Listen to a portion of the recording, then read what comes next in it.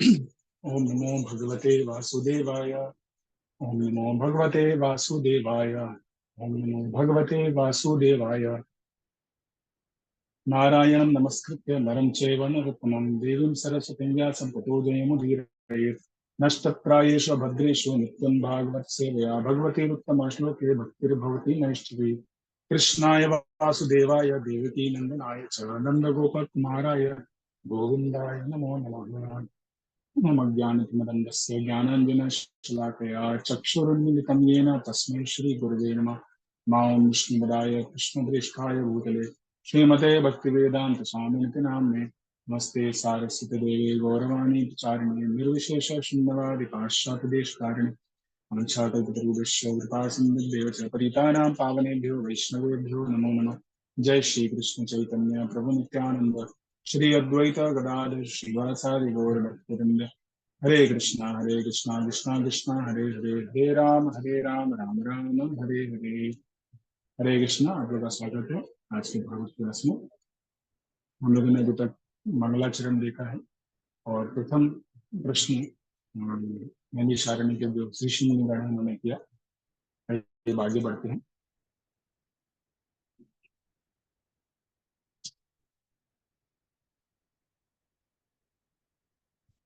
हम लोग पढ़ रहे हैं श्रीमद् भागवतम प्रथम स्कंद प्रथम अध्याय पुण्यों की जिज्ञासा श्लोक संख्या 11। भूरीणि भूरि कर्माणि श्रोतव्यानि विभागशः अतः सादोत्तरयत्सारं समुद्धृत्य मनीषया ब्रूहि भद्राय भूतानां हीनात्मा सुप्रसीदति। अनुवाद तथा तात्पर्य प्रभुपाद जी के द्वारा। शास्त्रों के अनेक विभाग हैं और उन सब में अनेक नियमित कर्मों का उल्लेख है जिनके विभिन्न प्रभागों को वर्षों तक अध्ययन करके ही सीखा जा सकता है।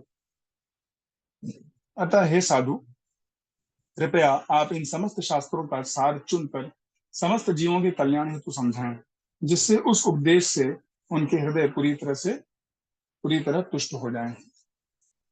तो यहाँ पे जो द्वितीय प्रश्न है वह कर रहे हैं। कह रहे हैं कि जो इतने सारे शास्त्र हैं जिनमें की अलग अलग नियम दिए हैं, विधियां दी हैं, जिससे कि व्यक्ति धीमे धीमे शुद्ध होता है। तो ये सब आपने पढ़ा है, तो आप इसको क्या करिए, इसका जो सार है वह इन कलयुग के जीवों के लिए बताइए। क्योंकि पहले ही चर्चा किया, कलयुग के जीवों का जीवन बहुत कम है। हाँ, वो उनका मन चंचल रहता है, उपद्रव रहता है और वो गलत मार्ग पे चले जाते हैं। हाँ, हमेशा कुछ न कुछ यहाँ पे घटनाएं घटती रहती हैं। तो इसलिए समय इनके पास बहुत कम है। हाँ, ये सारे के सारे शास्त्रों को पढ़ने का समय नहीं है इनके पास। इसलिए अब जो इन सारे शास्त्रों का सार है, मर्म है, हाँ, वो सीधे बताइए जिससे कि इनका हृदय पूरी तरह से संतुष्ट हो सके। उनका हृदय जो अलग अलग चीजों में जा रहा है, जैसे हमने देखा कि इंद्र तृप्ति के माध्यम में लगा हुआ है, तो उनसे निकल के वो भगवान की भक्ति में लग सके, अपने कल्याण के हेतु लग सके। आइए तात्पर्य पढ़ते हैं। रूपा जी कह रहे हैं, आत्मा अथवा स्व को पदार्थ तथा भौतिक तत्वों से पृथक माना जाता है। इसका स्वरूप स्वभावतः आध्यात्मिक है। अतः यह किसी भी परिणाम के भौतिक आयोजनों से तुष्ट नहीं होता। संपूर्ण शास्त्र तथा आध्यात्मिक उपदेश इसी आत्मा की तुष्टि के निमित्त है। तो आत्मा यह हमारा असली जो व्यक्ति है, हाँ, हम ये शरीर नहीं, हम आत्मा है। हाँ, वह उसकी संतुष्टि के लिए सारा कार्य किया जाता है कि कैसे आत्मा संतुष्ट हो। आत्मा जो भटक रही है पूरे ब्रह्मांड में 84 लाख योनियों में, हाँ, बार बार जन्म ले रही है, उसका मृत्यु हो रहा है, बीच में उसको रोग और वृद्धावस्था को सहन करना पड़ रहा है और इन्हीं समस्याओं को सहना पड़ रहा है। हाँ, कभी भूकंप आता है, कभी गर्मी बढ़ती है, कभी पानी बरसता है बहुत ज्यादा ठंडी पड़ती है। हाँ, इतने सारे जो देश हैं उनमें जो राजा लोग हैं, गवर्नमेंट है, वो अपने जनता को प्रताड़ित करती रहती है।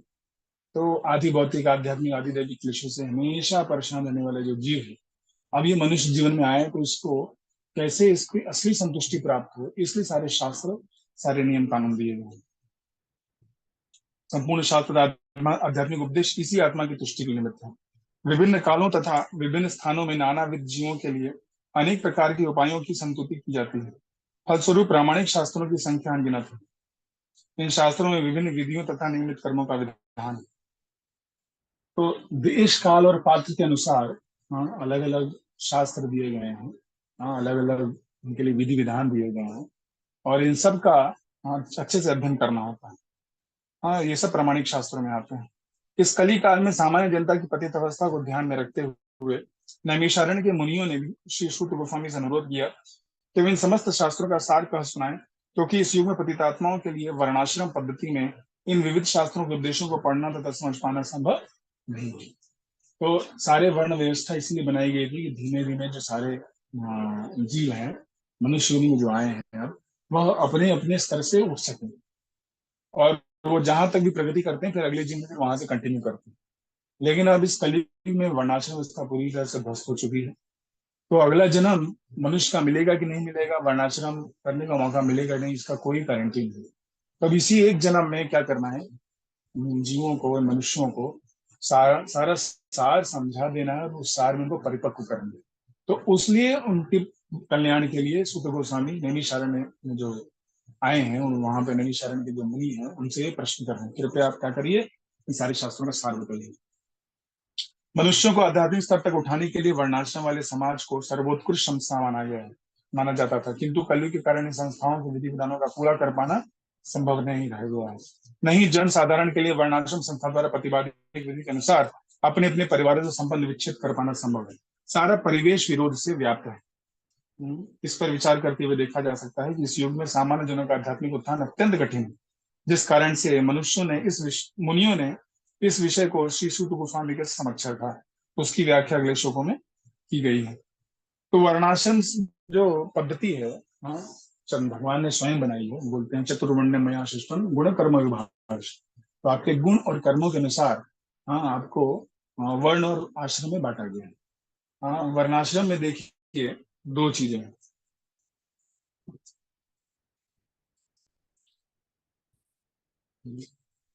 पहले तो आता है आपका वर्ण, और दूसरा आता है आश्रम। ठीक है। तो वर्ण क्या है? वर्ण मतलब किस तरह से आप अपना जीवन यापन कर रहे हैं, अपनी जीविका कैसे अर्जन कर रहे हैं। आपको जो रोटी कपड़ा मकान चाहिए, अपनी इच्छाओं की पूर्ति के लिए, भौतिक इच्छाओं की पूर्ति के लिए, शरीर को, आत्मा को साथ रखने के लिए, वह आप कैसे प्राप्त कर रहे हैं। और आश्रम मतलब आप कैसे भगवान का आश्रय ले रहे हैं, किस प्रकार अपने आप को किस स्थिति में डाल रहे हैं कि आप भगवान को प्राप्त कर सके, भगवान का आश्रय ले सके। आश्रय से आता है आश्रम। हम्म। तो वर्ण में आते हैं आपके चार वर्ण, ब्राह्मण क्षत्रिय वैश्य शूद्र। और आश्रम में आपके हैं आपके, हाँ, ब्रह्मचारी, गृहस्थ, वानप्रस्थ और संन्यास। हम्म। तो ये आठ, जो बनाए गए हैं चीजें, इन आठ के द्वारा संपूर्ण विश्व में जितने मनुष्य हैं सबका सेवा किया जा सकता है, सबको इसमें अरेंज किया जा सकता है। तो इतना वैज्ञानिक है ये। यह वर्ण आश्रम व्यवस्था जो है यह वैज्ञानिक है। यह कोई क्या कहते हैं, किसी एक समाज ने दूसरों को प्रताड़ित करने के लिए, शोषण करने के लिए नहीं बनाया है, जैसा लोग बताते हैं कि कास्ट सिस्टम है, इसमें क्यों ब्राह्मण ऊपर है नीचे है, ऐसे ना हम शुद्ध नीचे नहीं रहेंगे, हम भी बराबर हक प्राप्त करेंगे। तो ऐसा कुछ भी नहीं था। हाँ, आपका गुण और कर्म के अनुसार इसमें बांटा जाता था। हाँ, लेकिन बाद में क्या हुआ, जब 5,000 साल पहले ये परीक्षित और शिंगे का जो प्रकरण हुआ, जिसमें कि ब्राह्मणों और क्षत्रियों के बीच युद्ध चालू हो गया, तो ये वर्णाश्रम व्यवस्था धीमे धीमे, इसका पतन हो गया, और ये सिर्फ आपके जन्म के अनुसार देखी जाने लगी। पहले जो गुण और कर्म दोनों के अनुसार देखा जाता था, वो नहीं होता था। जैसे अगर कोई बुद्धिमान है, तो आज देखेंगे वो भी पढ़ाई में, यूनिवर्सिटी में, स्कूलों में जाकर के वो बढ़ करके अच्छा नंबर प्राप्त करके वहाँ टीचर प्रोफेसर बन जाता है। तो पहले के समय में वही ब्राह्मण होते थे, पठन पाठन यजन याजन, वो शास्त्रों को पढ़ते थे, दूसरों को पढ़ाते थे, यज्ञ करते थे, दूसरों को करवाते थे। हाँ, दान, वो दान में उनको दान जो मिलता था वो स्वीकार करते थे, और जो अधिक होता था वो डिस्ट्रीब्यूट कर देते थे। तो वही वर्ग आज भी है, शिक्षक वर्ग है। हाँ, ये हर जगह है, कोई भी देश में चले जाइए, किसी भी धर्म में चले जाइए, हर जगह ये शिक्षक वर्ग मिलेगा आपको। उसी तरह क्षत्रिय वर्ग। क्षत्रिय कौन? क्षत्रिय का मतलब जो दूसरों को आहत होने से बचाए, जो दूसरों की सुरक्षा करे। तो हर देश में, हर परिस्थिति में ऐसे लोग मिलेंगे जो कि दूसरों की रक्षा करना चाहते हैं। कुछ भी अन्याय हो रहा है तो आगे आते हैं, हाँ, अपनी जान के ऊपर खेल करके लोगों को बचाते हैं। कई बार उनकी मृत्यु हो जाती है, हाँ, लेकिन फिर भी वह लोगों को बचाना चाहते हैं। कहीं आग लग गई है, कोई बच्चा उसमें जल रहा है, या कोई स्त्री, कोई वृद्धा है, तो उसमें जा करके कूद कर को लेके आते हैं। या कोई अगर आक्रमण कर रहा है, किसी का बलात्कार करना चाह रहा है, किसी को हिंसा करना चाह रहा है, तो उसके प्रति लोग प्रतिकार करते हैं। तो ऐसे लोग आपको हर जगह मिल जाएंगे। यही छत्री है। छत्री का मतलब ये नहीं जो बस किसी बात पे गुस्सा हो जाए, बंदूक निकाल ले, गोली चलाने लगे, हाँ, जैसे आजकल मूवी में दिखाया जाता है। वो छत्री नहीं है। छत्री मतलब क्षत्रिय, जो दूसरों को आहत होने से, क्षत होने से बचाए। फिर वैश्य। वैश्य कौन है? वह जो कि पैसा बना सके, जो कि प्रॉफिट कमा सके, हाँ? कुछ चीजें ले, उसको इन्वेस्ट करे, कोई चीज 5 रुपए में मिला है, उसको वह 10 रुपए में बेच करके 5 रुपए वो फायदा कमाएगा। तो ये उनमें बुद्धि होती है ना, वही कर सकते हैं। तो कृषि गोरक्षा वाणिज्यम, कृषि करते थे, एक अन्न डालो 100 अन्न मिलेगा। हम्म। गाय की रक्षा करो, गाय के द्वारा दूध मिलता है, और लक्ष्मी प्राप्त, धार्मिक है, गाय में सारे के सारे देवी देवता वास करते हैं, हाँ, तो उसकी सेवा करने से आपको सारा धन धन से आप परिपूर्ण हो। और जो एक्स्ट्रा बच गया वाणिज्य, उसको कॉमर्स करना। ज्यादा गेहूं हो गया, ज्यादा चावल हो गया, तो जिसके पास ज्यादा गेहूं है वो चावल वाले को दे दे, चावल वाले से चावल ले ले, हाँ।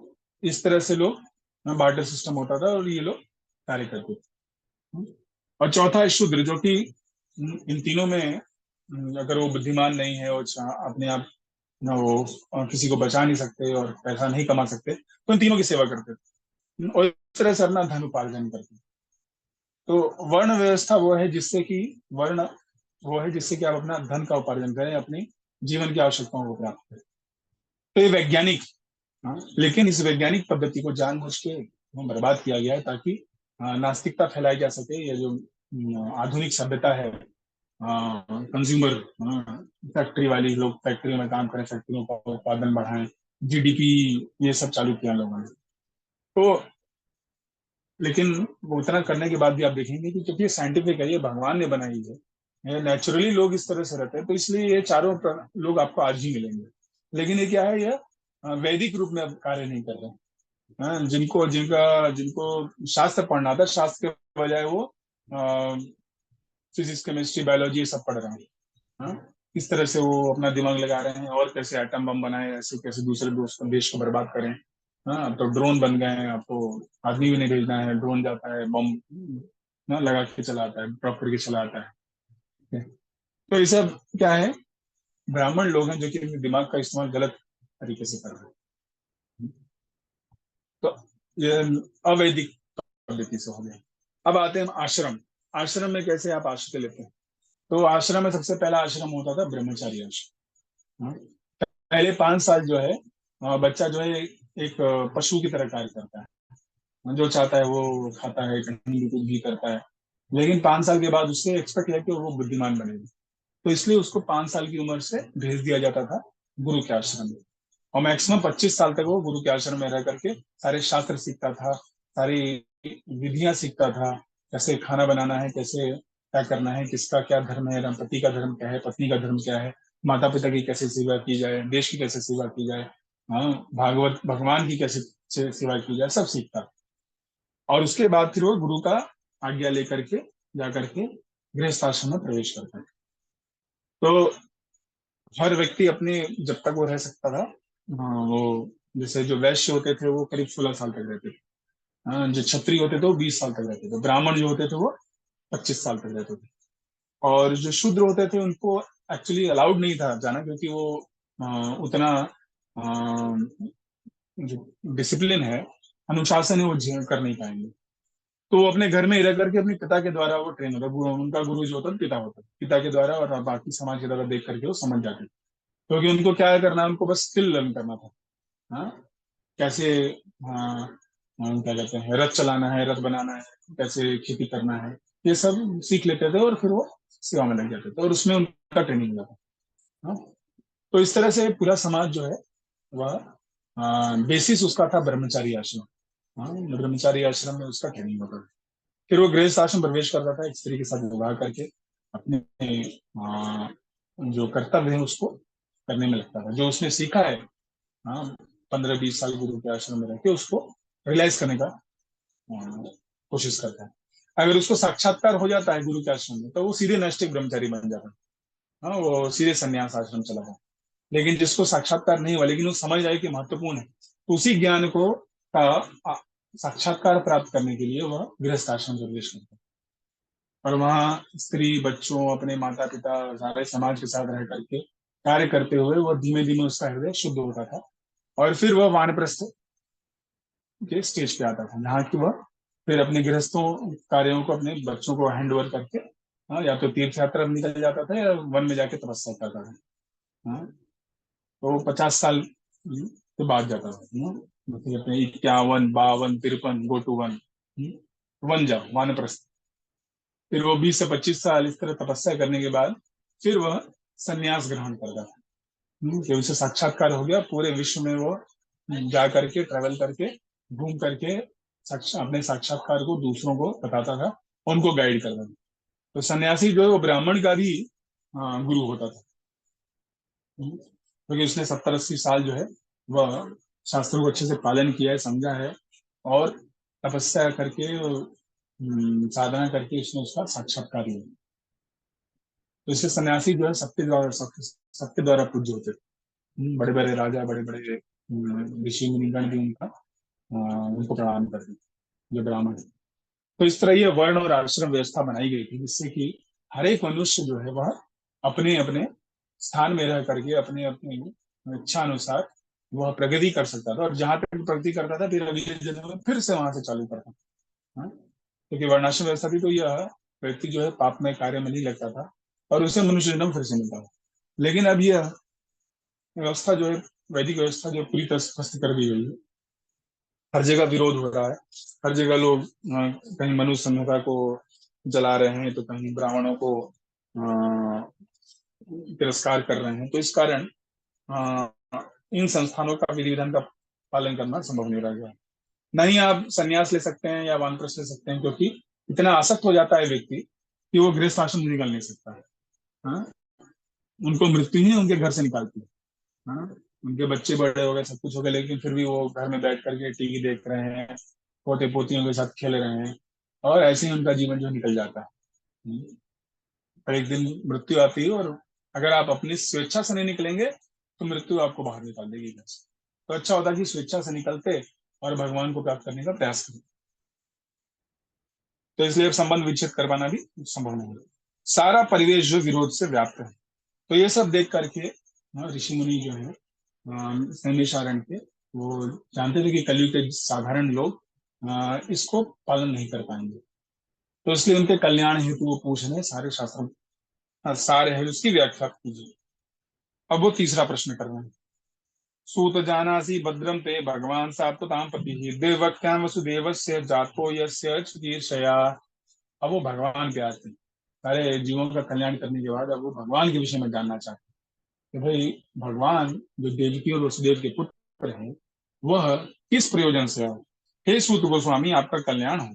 आप जानते हैं कि पूर्ण पुरुषोत्तम भगवान देवकी के गर्भ से वसुदेव के पुत्र के रूप में किस प्रयोजन से प्रकट हुए। तो पूर्ण पुरुषोत्तम भगवान श्री कृष्ण, यहाँ देखिए वो भी बता रहे हैं कि कृष्ण ही पूर्ण पुरुषोत्तम है, और वह देवकी माता के गर्भ से वसुदेव के पुत्र के रूप में प्रकट हुए।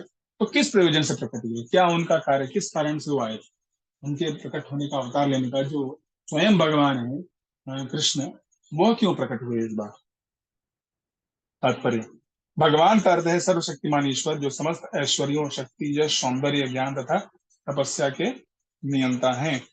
तो भगवान शब्द की व्याख्या की जा रही है, ये पराशर मुनि ने दिया है कि ऐश्वर्य से, वीर्य से, यश से, श्रेय, ज्ञान वैराग्य से चैव भग।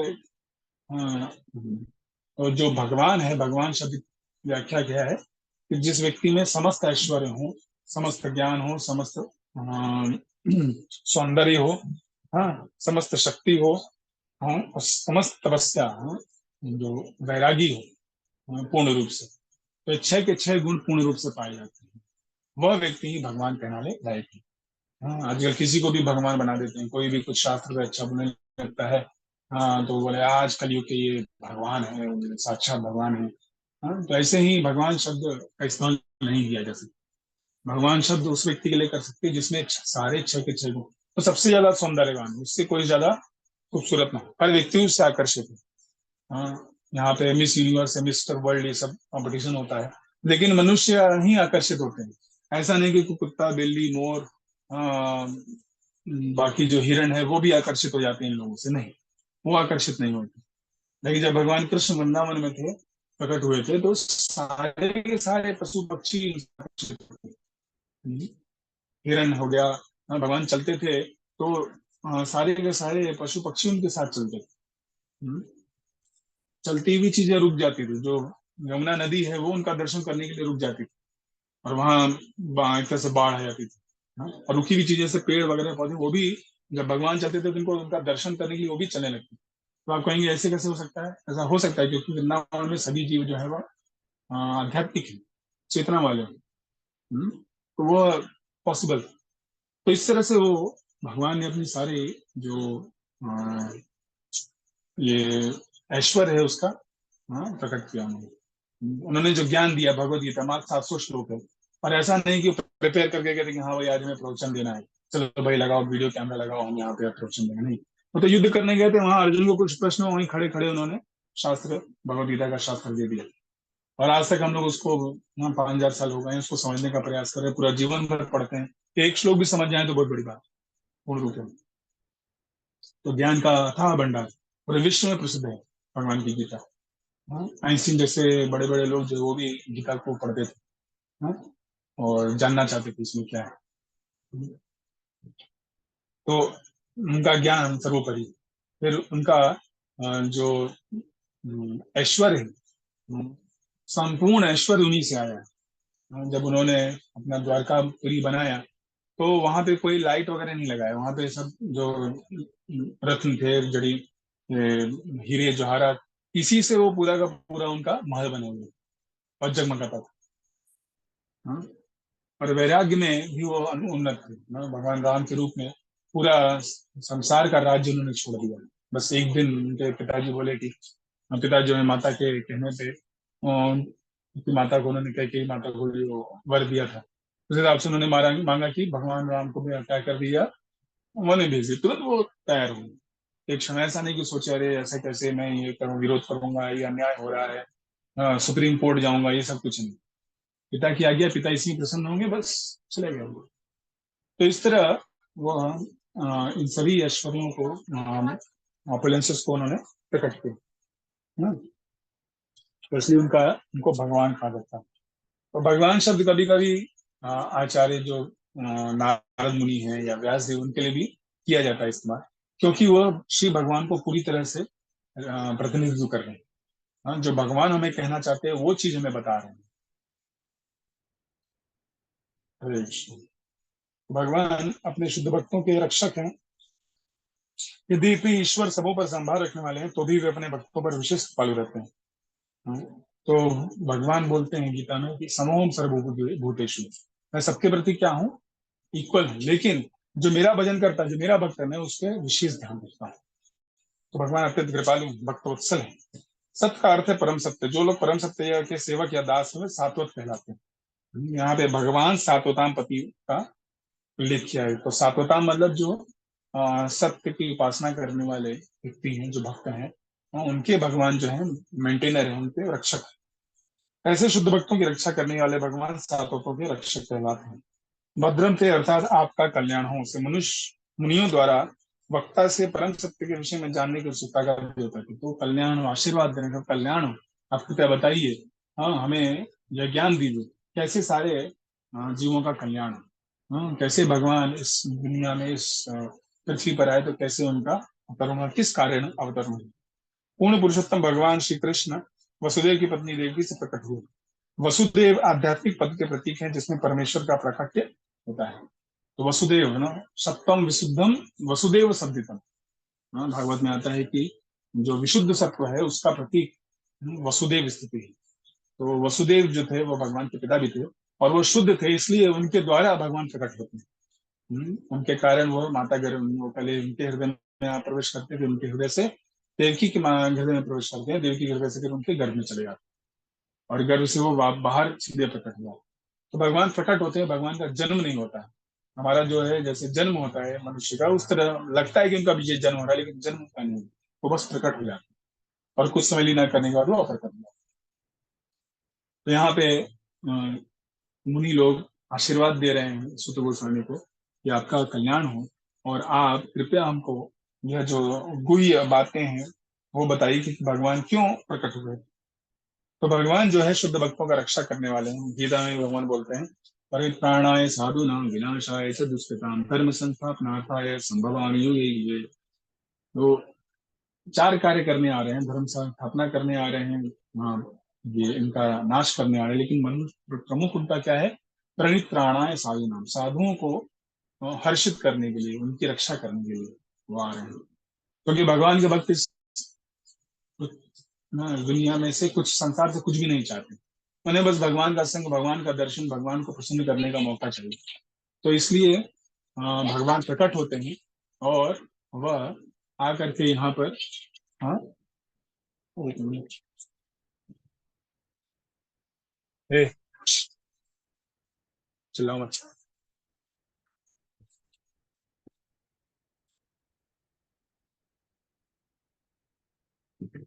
हरे कृष्ण। तो भगवान यहाँ पे प्रकट हो रहे हैं अपने भक्तों को बचाने के लिए। देवकी और वसुदेव को जेल में डाल दिया गया था, और पूरे विश्व में अनेक आसुरी राजा जो है वह प्रताड़ित कर रहे थे, जिसके कारण माता पृथ्वी जो एक गाय का रूप लेकर के ब्रह्मा जी के पास जाती है और उनसे याचना करें कि कृपया मुझे इस बोझ से, इन असुरों असुरों के बोझ से बचाइए। इतनी बड़ी बड़ी वो सेनाएं रखे हुए हैं और प्रताड़ित कर रहे हैं। तो वो सब के सब लोग जाते हैं भगवान के पास श्वेत द्वीप में, और वहाँ भगवान का को ये संदेश ब्रह्मा जी के हृदय में प्रकट होता है। वो बोलते हैं कि मैं अवतार लूंगा यदुकुल में, आप लोग भी आइए और वहाँ पे मिल करके सेवा करिए। तो इस तरह से भगवान जो है प्रकट होते हैं। उनके विषय में ज्यादा डिटेल में नौ 10वें स्कंद में और 11वें स्कंद में बताया जाएगा। तो इस सब का जो प्रश्न कर रहे हैं मुनिगण, नामी नामी शरण के जो मुनिगण हैं, उनके कारण ही पूरा ये भागवत एक तरह से बताया गया है। हरे कृष्णा कृष्णा कृष्णा हरे हरे, हरे राम राम राम हरे। तो आज हमने देखा, दो प्रश्न पूछ रहे हैं मुनिगण। सबसे पहले कि सारे शास्त्रों का सार बताइए, जिससे कि इस कलयुग के लोगों को संतुष्टि मिल सके, उनका कल्याण हो सके। और भगवान कृष्ण देवकी और वसुदेव के गर्भ वसुदेव के पुत्र के रूप में कैसे प्रकट हुए, क्यों प्रकट हुए, इसका कारण बताइए।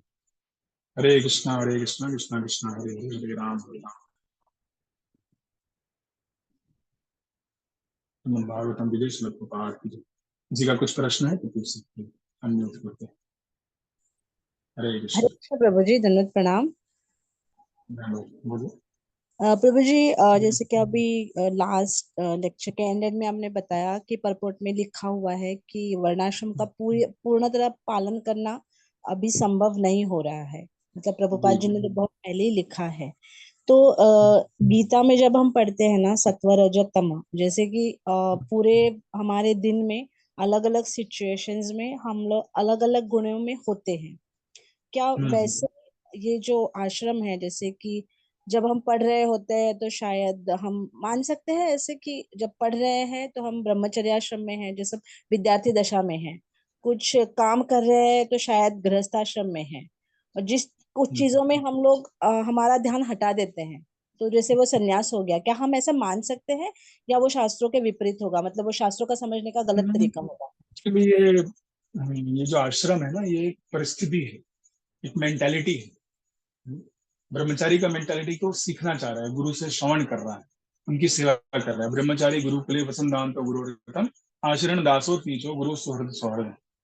तो ये जो क्रियाएं हैं ब्रह्मचारी आश्रम की, ये बाकी आश्रम में भी, गृहस्थ आश्रम में भी कंटिन्यू करता है। ऐसा नहीं कि गुरु का श्रवण नहीं करता है, वहाँ वहां भी पठन पाठन करता है। हाँ, जी लेकिन आप इस तरह नहीं कर सकते कि जिस समय मैं पढ़ रही हूँ तो मैं ब्रह्मचारी आश्रम में हूँ, जी ऐसे इस तरह से नहीं किया जा सकता। जी जी जी ये एक विशेष स्थिति है, उस आश्रम में रह करके आप उन चीजों को पालन कर पाएंगे, क्योंकि वो हमेशा उसका मेन फोकस क्या रहेगा कि हम गुरु से सुने और सेवा करें। लेकिन जी ये गृह, आप जिस स्थिति में है, आप हमेशा पढ़ नहीं पाएंगे, हमेशा वो कार्य नहीं कर पाएंगे। जी हाँ? जी तो जी ये सभी विधियां आप कर रहे हैं, जैसे श्रवणम कीर्तनम विष्णु स्मरणम, हर आश्रम में वर्ण में रह करके किया जा सकता है।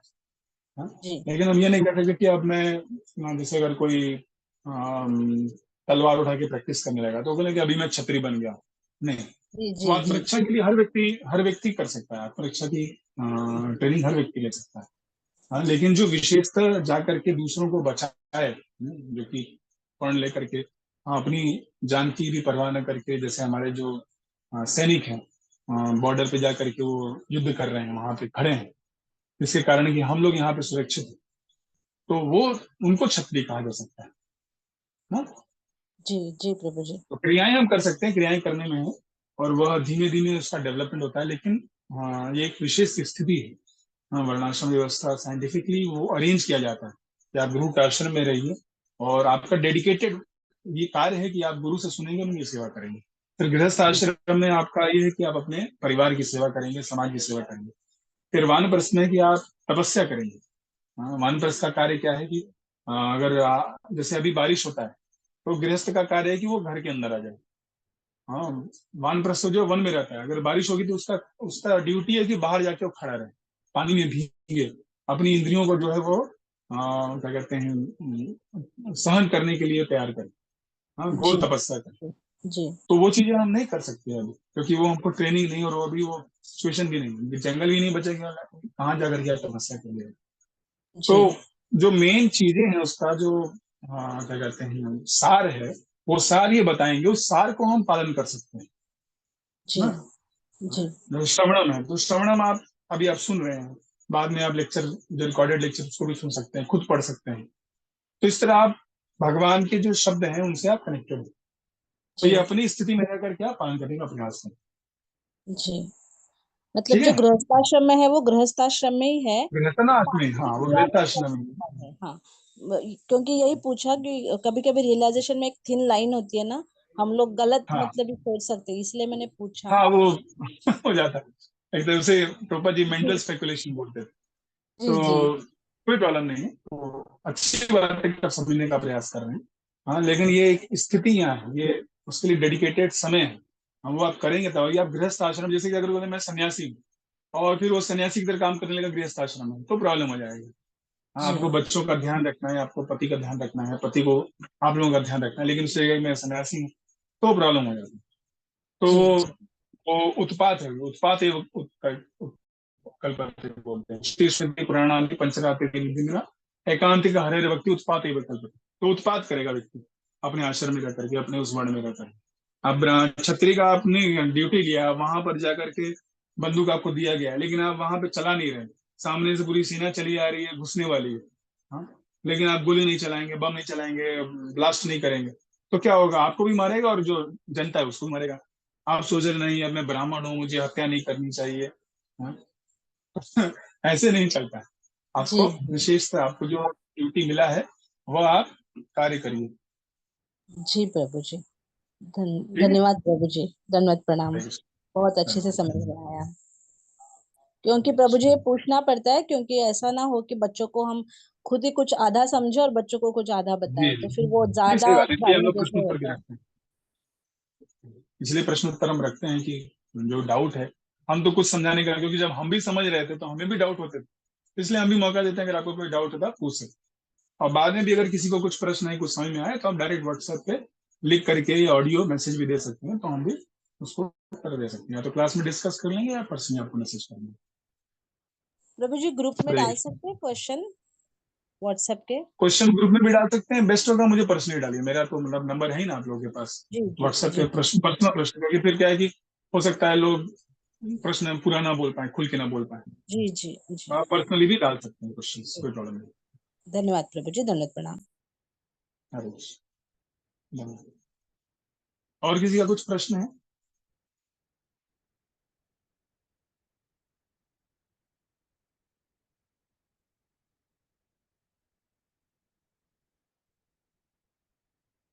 ठीक है, हरे कृष्णा, बहुत बहुत धन्यवाद, शिल प्रभुपाद की जय।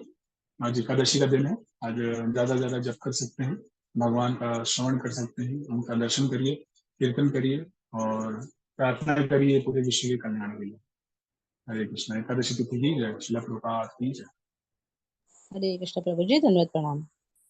अल्लाह हाफ़िज़।